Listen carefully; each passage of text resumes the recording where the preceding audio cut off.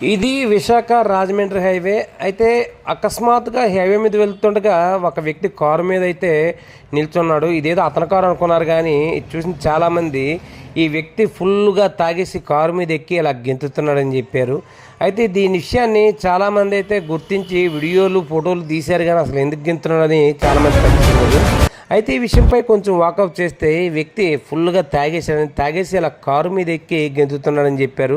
ఈ కారు యజమాని అతన్ని దింపేందుకు ఇలా కర్ర విసురుతున్నా సరే దాన్ని తప్పించుకోవడానికి ఇలా గాల్లో ఎగురుతున్నాడు తప్పించి కారు అయితే దిగలేదు.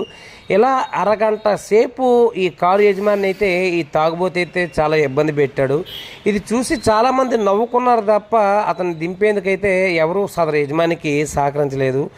ఈ మద్యం అనేది మనిషిని జంతువులా మారుస్తుంది, అతనిలో ఉన్న మనిషి అనే స్వభావం చంపేస్తుంది అనడానికి ఈ దృశ్యం అయితే చక్కటి నిదర్శనం. మద్యం మత్తులో మనం ఏం చేస్తామో తెలీదు. అందుకే